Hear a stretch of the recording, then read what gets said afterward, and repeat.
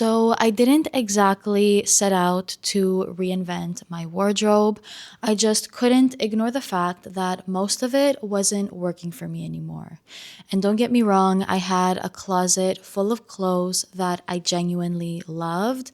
But whenever it came to putting outfits together, I felt like I didn't have the right building blocks. Whenever I was pairing things together, nothing felt quite right for my life or for my personal style. So this year, I made it a goal of mine to create a wardrobe that was more intentional and thoughtful, not just with the pieces I reach for, but also how I feel in my outfits and my clothing pieces in general. In today's video, I will be sharing how this process of creating an intentional wardrobe looks like for me.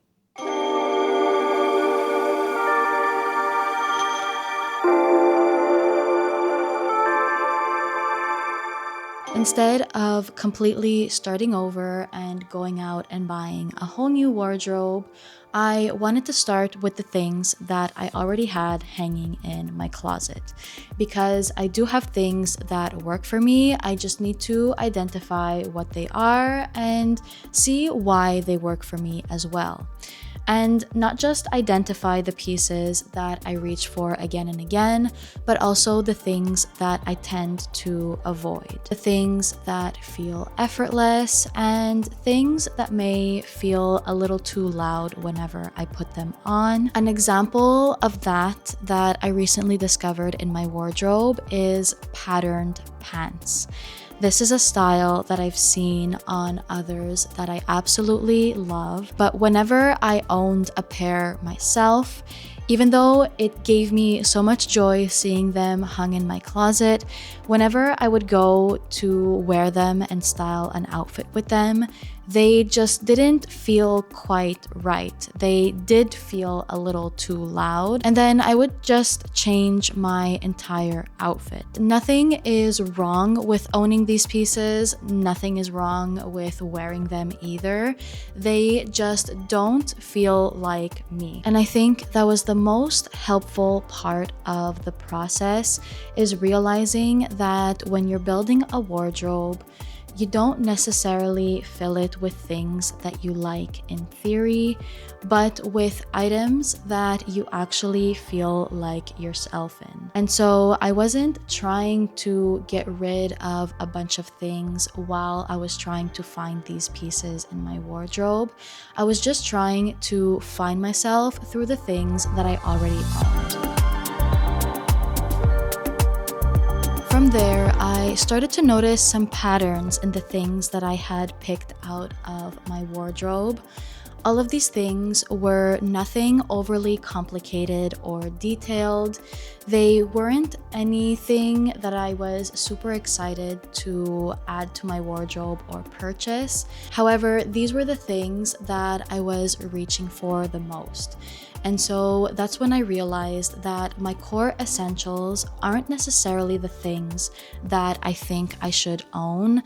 They are the things that I naturally gravitate towards and feel effortless to me. For me, these items have neutral tones, minimal lines, paired with contrasting, flowy, and airy pieces. I love playing with different textures as well. And this may look like that perfect pair of sculptured jeans that I could dress up or dress down, a t-shirt that is perfect for layering but also looks amazing on its own for a casual, minimal look, or a outerwear piece that just adds that finishing touch to any outfit. It adds a signature look to my outfit, and I just wear with everything because it's that versatile. And so I think these core essentials bring our entire wardrobe together and make getting dressed feel a lot more natural and easy. Once I started understanding what my essentials were, I started becoming a little more selective with the pieces that I add into my wardrobe. And I think that has a lot to do with the quality of an item as well. In my experience, when an item is good quality, whether that's 100% cotton, linen, silk, or wool, or most of the fabric composition is any of those fabric types, I have found that these pieces last a lot longer. I think I really started to understand quality with a few pieces that had been passed down to me. And the thing that all of these things had in common is that they were never overly trend driven. They were always in these fabrics or some kind of mix of natural fibers. And these are the pieces that, for me, in my experience, have lasted the test of time because no matter how much my style has changed over the years, I kept gravitating towards those pieces and styled them in so many ways, not just because they were minimal, but because of their natural texture. They always added something to my outfit, and I really took care of them over the years. And so, with these types of fabrics, I find when you really take care of them and you spend that time with your clothing pieces, they can really last forever.